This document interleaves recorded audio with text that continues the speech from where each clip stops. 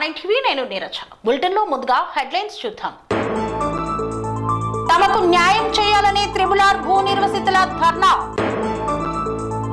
CEIR portal ద్వారా 70 mobile phones recovery. Dubbaka పట్టణ కేంద్రంలో టీడీపీ సభ్యత్వ నమోదు కార్యక్రమం. భారతరత్న స్వర్గీయ పివి నరసింహారావు చిత్రపటానికి ఘన నివాళులు అర్పించిన గుత్తా. గజ్వేల్ పట్టణంలో ఘనంగా హరిహరపుత్ర అయ్యప్ప స్వామి పూజా మహోత్సవాలు. తరాలు మారుతున్నా కానీ వాళ్ళ తలరాతలు మారడం లేదు. స్వల్ప ప్రమాదానికి గురైన బస్సు ప్రయాణికులను మరో బస్సులో తరలించిన అధికారులు. గాంధీ సుస్థిర విజ్ఞాన సదస్సులో పాల్గొన్న బిర్లా ఐలయ్య. అంగరంగ వైభవంగా శ్రీ అయ్యప్ప స్వామి మహా పరిపూజ.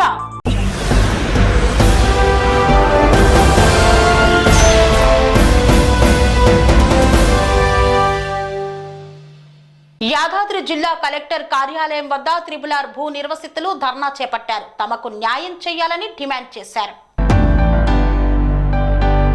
చౌటుప్పల్, వలిగొండ, భువనగిరి త్రిపుల్ భూ నిర్వసితులు, రైతులు, త్రిపుల్ భూ నిర్వసిత సంఘం కన్వీనర్ శ్రీ చింతల దామోదర్ రెడ్డి ఆధ్వర్యంలో యాదాద్రి జిల్లా కలెక్టర్ ఆఫీస్ వద్ద తమకు న్యాయం చేయాలని ధర్నా చేశారు.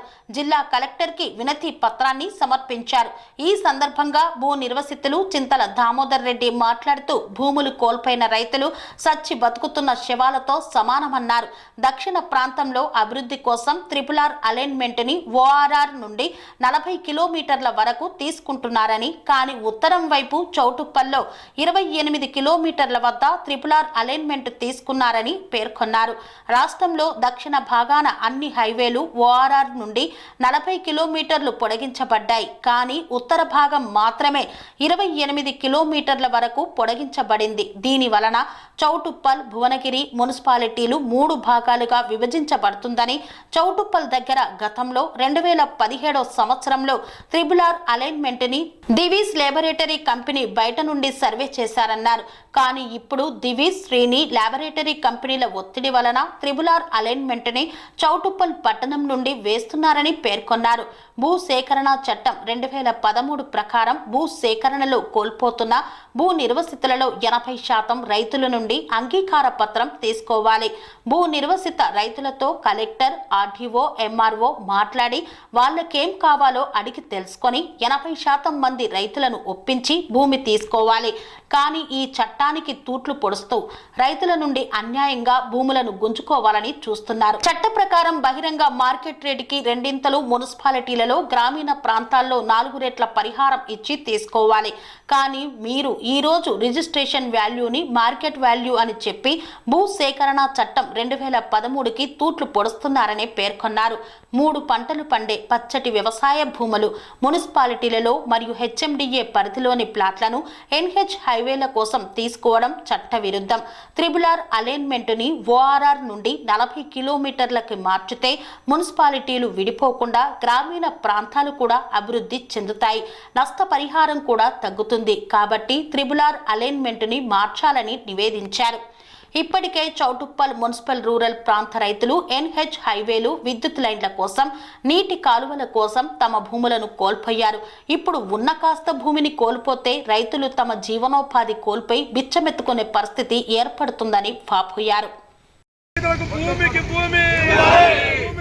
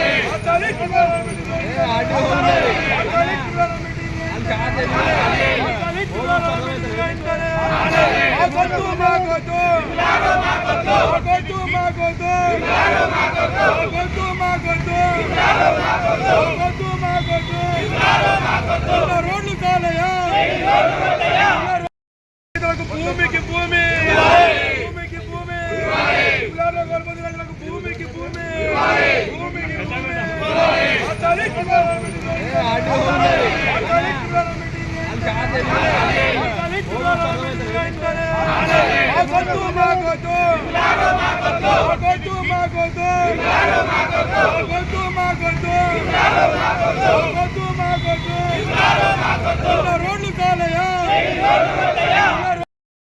భూమికి భూమి భూమికి భూమి భూమికి భూమి భూమికి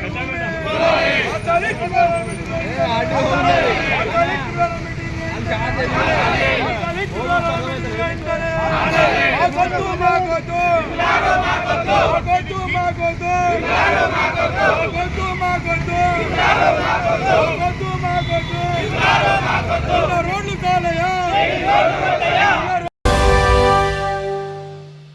సిఈఐఆర్ పోర్టల్ ద్వారా 70 మొబైల్ ఫోన్స్ ను రికవరీ చేసిన పోలీసులు బాధితులకు అందజేశారు.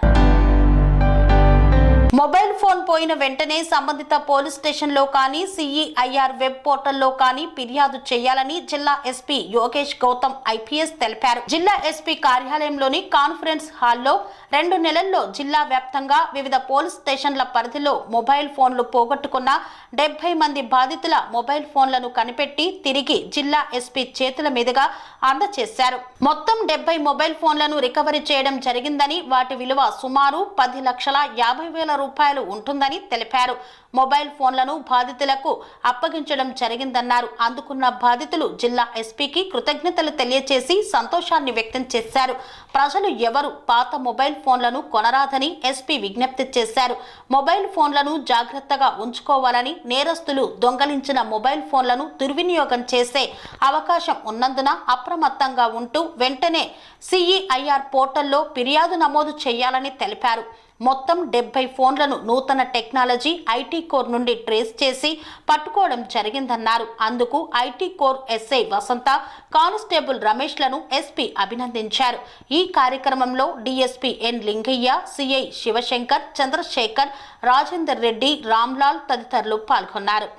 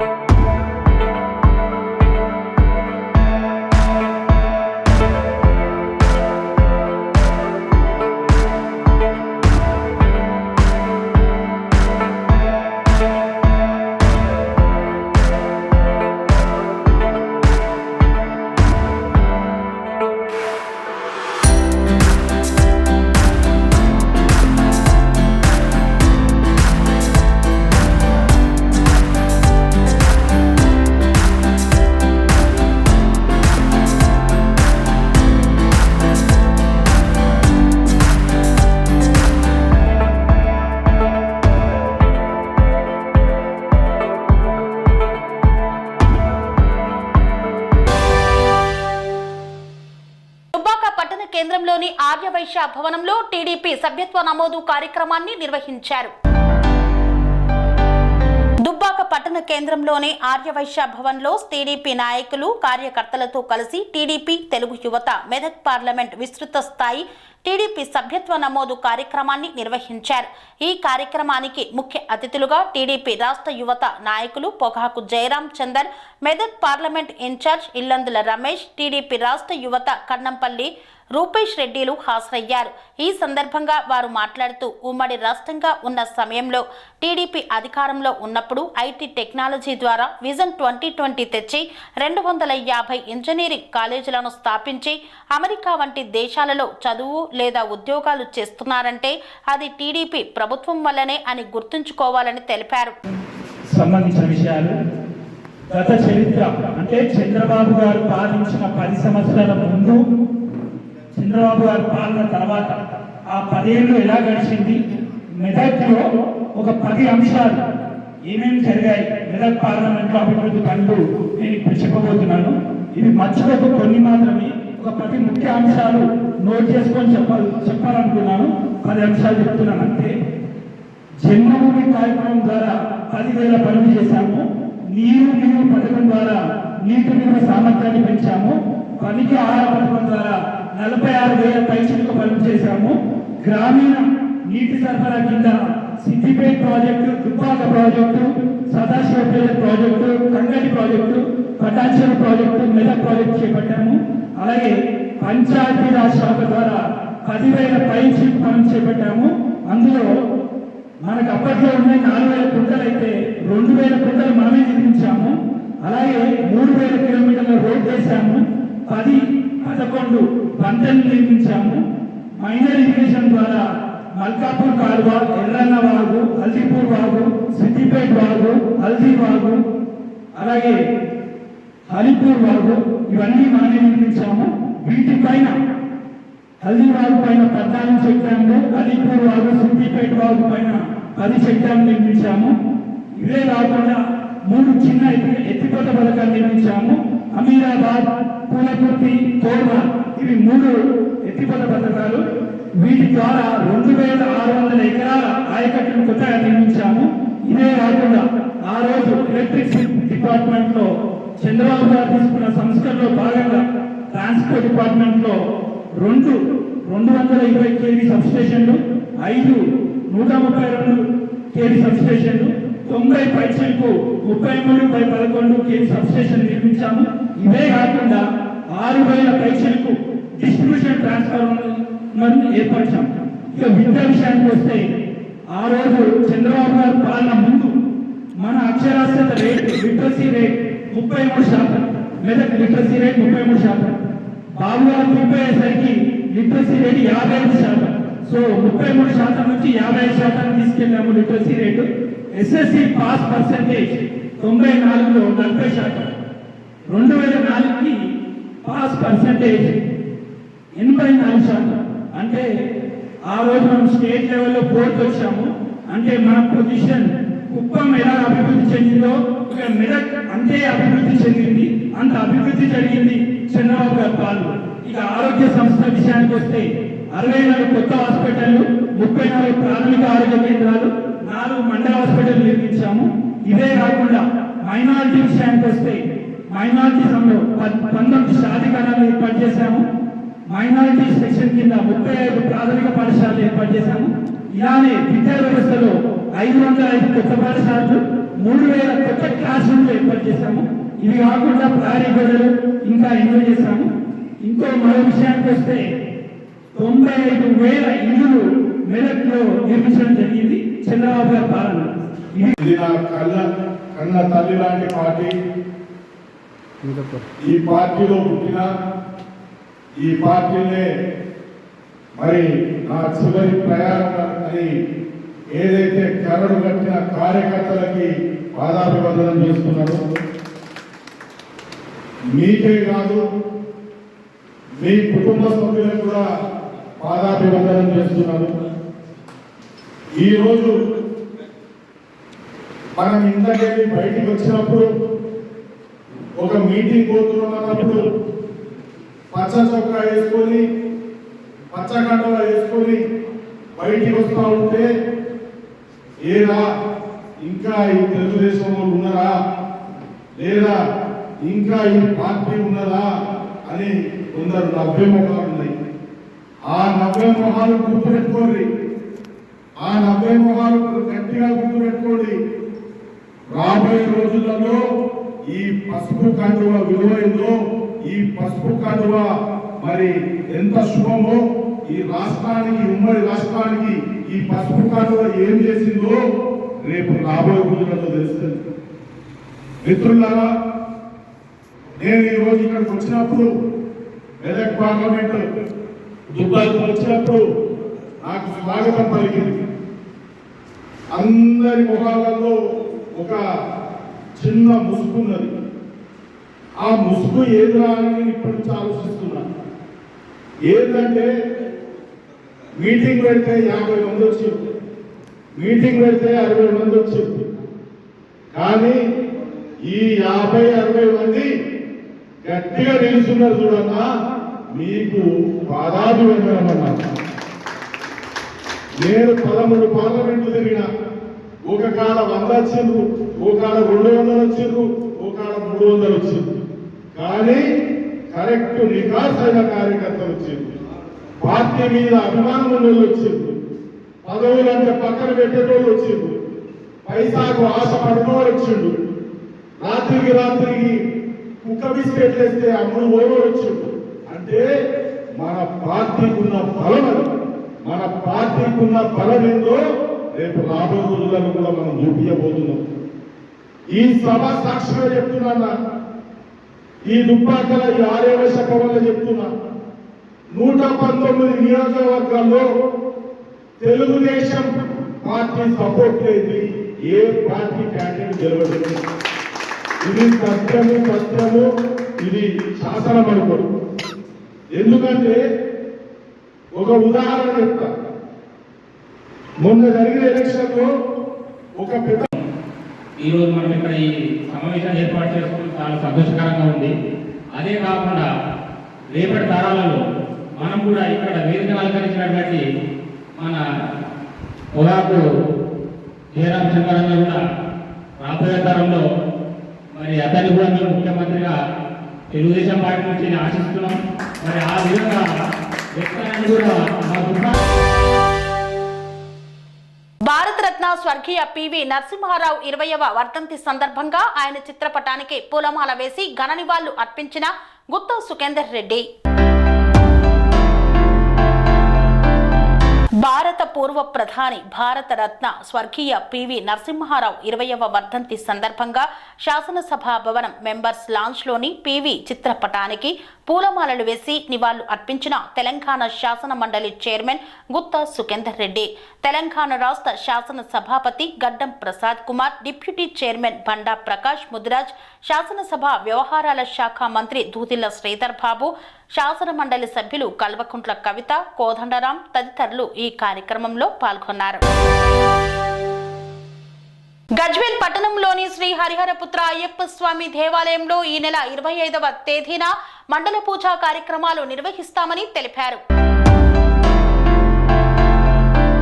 సిద్దిపేట జిల్లా గజ్వేల్ పట్టణంలోని శ్రీ హరిహరపుత్ర అయ్యప్ప స్వామి దేవాలయంలో 25వ తేదీన మండల పూజా కార్యక్రమం, 26వ తేదీన ఆలయ మండల పూజా కార్యక్రమాలు నిర్వహిస్తున్నట్లు 25వ తారీఖున ఉదయం గాడిపల్లి శ్రీనివాస్ మహామండల పడిపూజా కార్యక్రమం నిర్వహిస్తున్నట్లు తెలిపారు.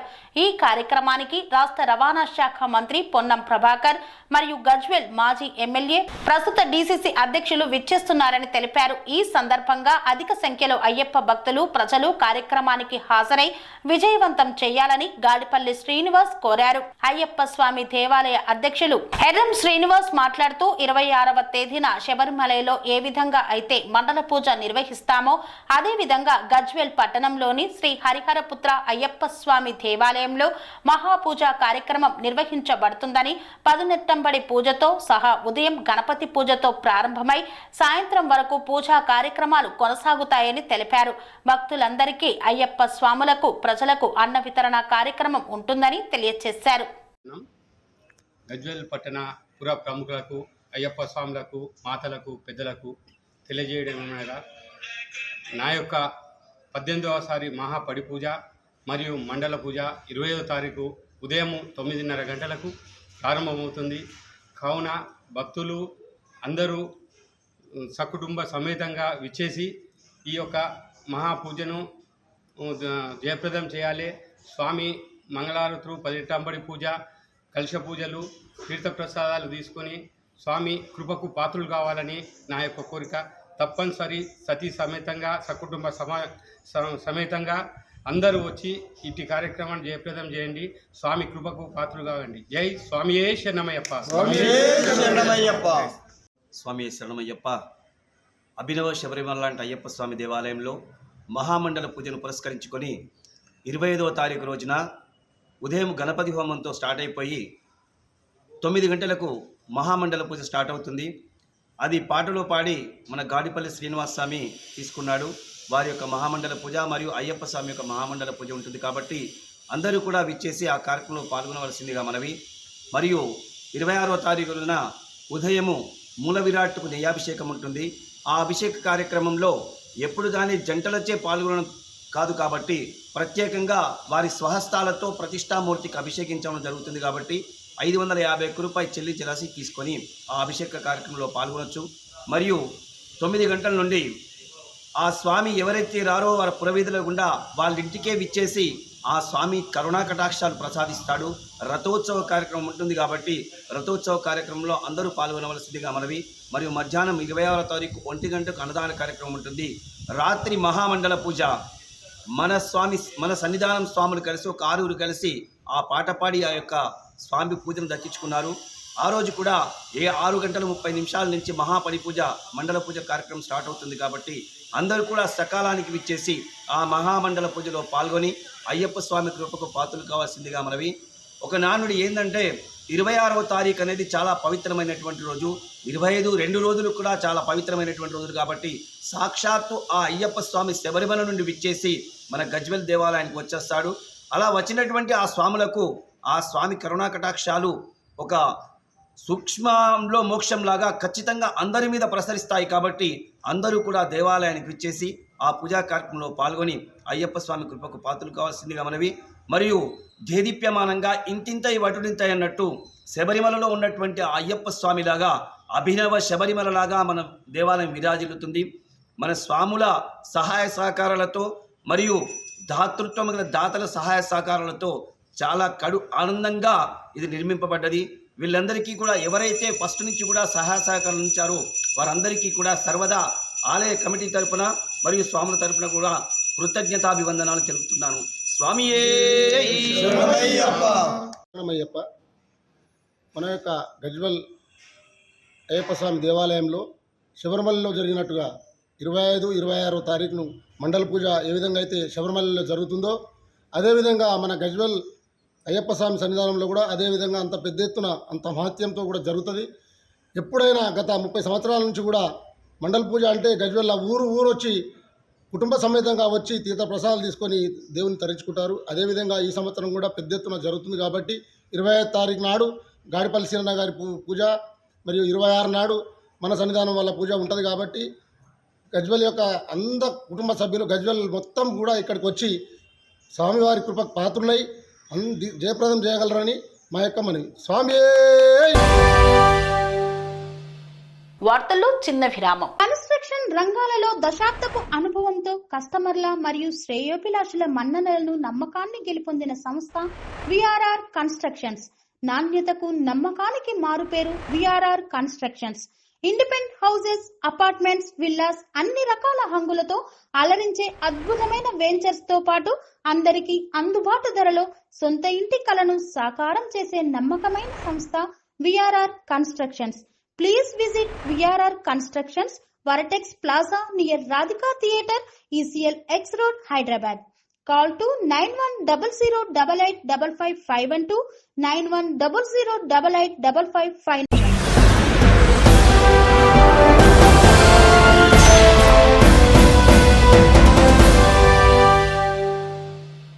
తిరిగి వార్తలకు స్వాగతం. కోదాడ పట్టణంలో నిత్యం రద్దీగా ఉండే రహదారి మురికి కూపంగా తయారైంది. అక్కడి నుండి ప్రయాణించే వాహనదారులు ముక్కు మూసుకొని వెళ్లాల్సిన దుస్థితి. సూర్యాపేట జిల్లా కోదాడ పట్టణంలోని శ్రీనివాస థియేటర్ పక్క సందులో ఉన్న ఒక వీధి ఒక చెత్త డంపును తలపిస్తోంది. ఎన్నో సంవత్సరాల నుండి ఆ వీధిలో ఒకవైపు చెత్తతో మరోవైపు పందుల స్వైర విహారంతో పాటు మురికి కూపాన్ని తలపిస్తోంది. అంతేకాదు ఈ వీధి చుట్టూ హాస్పిటల్స్ ఎక్కువగా ఉండటం చేత హాస్పిటల్ నుండి వచ్చే వ్యర్థాలను మరియు చెత్తను కూడా తీసుకువచ్చి ఈ వీధిలోనే వేస్తూ ఉంటారు. దీంతో ఇక్కడ దుర్వాసనతో పాటు విష జ్వరాలను పుట్టించే దోమలు సైతం ఇక్కడ నుండి పుట్టుకొస్తున్నాయి. మురికి కాలువలు కట్టి సంవత్సరాలు గడుస్తున్నా కానీ ఏ రోజు పారపట్టి చెత్తను తీసినా పాపాన పోలేదు. 4 అడుగుల మేర చెత్తతో నిండిపోయి ఉండటం చేత ఆ దారి వెంబడిపోయే వారికి ఇక్కడి నుండి వచ్చే దుర్వాసన మరియు పందుల వలన అక్కడి స్థానికులకు విష జ్వరాలు వస్తున్నాయని, మెదడు వాపు మరియు శ్వాసకోశ సంబంధిత వ్యాధులు, చర్మ వ్యాధులు వస్తున్నాయని ఇక్కడి కాలనీ వాసులు ఆవేదన వ్యక్తం చేస్తున్నారు. ఈ కాలనీలో ఉండలేక ఇల్లులు అమ్ముకోలేక నానా అవస్థలు పడుతున్నామని వెంటనే తమ సమస్యలు పరిష్కరించాలంటూ ప్రభుత్వాన్ని కోరుతున్నారు. ఇదిలా ఉండగా ఒకవైపు కాల్వలోనే కరెంటు స్తంభం, మరో కాల్వపైన ట్రాన్స్ఫరం ఉండటం చేత మున్సిపాలిటీ సిబ్బంది సైతం ఇటువైపు చూడటం లేదని అంటున్నారు. కాలనీ వాసులంతా కలిసి డబ్బులు పోగేసి ఈ డ్రైనేజీ తొలగించడం కోసం ఒక జేసీబీని తీసుకొని వచ్చినా కానీ వారు కూడా భయపడి వెళ్లిపోయిన ఘటనలు చాలా ఉన్నాయి. అంతేకాకుండా పక్కనే ఉన్న కాశీనాథం ఫంక్షన్ హాల్లో ఉపయోగించే మురికి నీరు సైతం ఈ డ్రైనేజీ గుండా వెళ్లలేక అక్కడే స్టోర్ అవుతుందని తెలిపారు. ప్రభుత్వాలు మారుతున్నాయే తప్ప పని మాత్రం శూన్యమని కాలనీవాసులు అంటున్నారు. ఈ సమస్య పరిష్కారం కోసం మున్సిపల్ అధికారులు, కరెంటు సంబంధిత అధికారులకు చెప్పుకుంటే మా దగ్గర బడ్జెట్ లేదని, అవి వచ్చినప్పుడు చేస్తామని, అప్పటి వరకు వెయిట్ చేయండని చేతులు దులుపుకుంటున్నారని కాలనీ వాసులు అంతా ఆవేదన వ్యక్తం చేస్తున్నారు. యాదగిరిగుట్ట మండలం వంగపల్లి వద్ద బస్సు స్వల్ప ప్రమాదానికి గురైంది. బస్సులో ప్రయాణికులను మరొక బస్సులో తరలించిన అధికారులు. యాదాద్రి భువనగిరి జిల్లా యాదగిరిగుట్ట మండలం వంగపల్లి వద్ద హైదరాబాద్ నుండి వరంగల్ వైపు వెళ్తున్న వరంగల్ డిపోకు చెందిన బస్సు స్వల్ప ప్రమాదానికి గురైంది. వంగపల్లి గ్రామంలోని అండర్ పాస్ పనులు జరుగుతున్న ప్రదేశంలో బస్సు ప్రమాదానికి గురైంది. హైదరాబాద్ నుండి వరంగల్ వైపు వెళ్తున్న బస్సు అండర్ పాస్ పనులు జరుగుతున్న ప్రదేశం వద్దకు రాగానే అదుపు తప్పి ప్రమాదానికి గురైంది.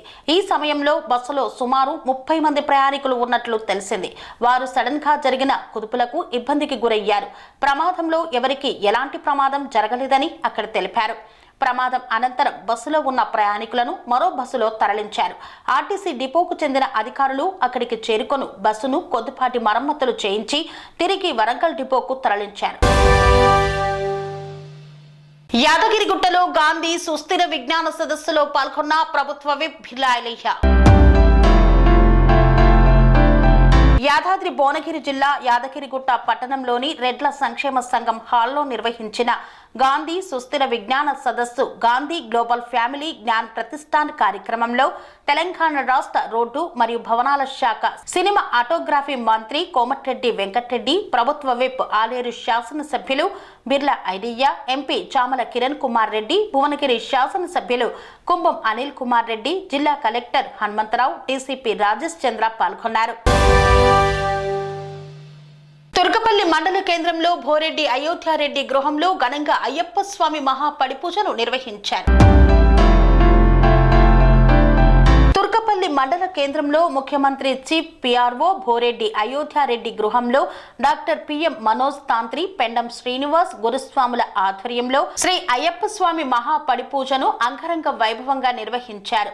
ఉదయం గణపతి పూజ, సుదర్శన హోమం, శ్రీ సుబ్రహ్మణ్య స్వామి పూజ, కలశ పూజ, అమ్మవారి పూజ అనంతరం అయ్యప్ప స్వామికి 18 రకాల అభిషేకాలు, ఆభరణాల ఊరేగింపు నిర్వహించి పడిపూజ కార్యక్రమాన్ని వైభవంగా చేపట్టారు. అయ్యప్ప నామ స్మరణతో తుర్కపల్లి ప్రాంతమంతా మారుప్రోకింది.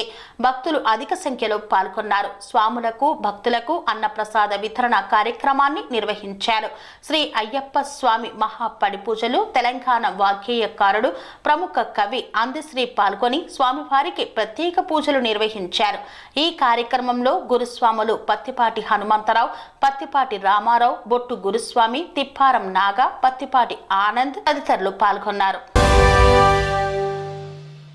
ఇంతటితో వార్తలు సమాప్తం. మరిన్ని అప్డేట్స్ కోసం చూస్తూనే ఉండండి ఠానే టీవీ. స్వామి బోధానంద గోసేవ ఆశ్రమం సైథాపూర్.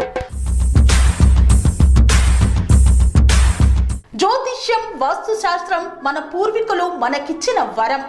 దుర్గాదేవి, కాలభైరవ ఉపాసనతో వాక్సిద్ధి పొందిన శ్రీ శ్రీ బోధానందగిరి స్వామివారు మీకు ఎలాంటి సమస్యలున్నా, వాటిలో ముఖ్యంగా ధన నష్టం, ఆరోగ్య నష్టం, భార్యాభర్తల మధ్య గొడవలు, ప్రేమించుకున్న వారు దూరం అవడం, ఎన్ని సంబంధాలు వచ్చినా పెళ్లి ముడి పడకపోవడం, రోడ్డు ప్రమాదాలు, అప్పుల బాధలు, వ్యవసాయంలో నష్టాలు, పెద్దల మాట పిల్లలు వినకపోవడం, ఆరోగ్య శాంతి, గృహశాంతి, మనశ్శాంతి లేకపోవడం, ఇలాంటి సమస్యలు ఉన్నట్లయితే ఒక్కసారి స్వామీజీని కలవండి.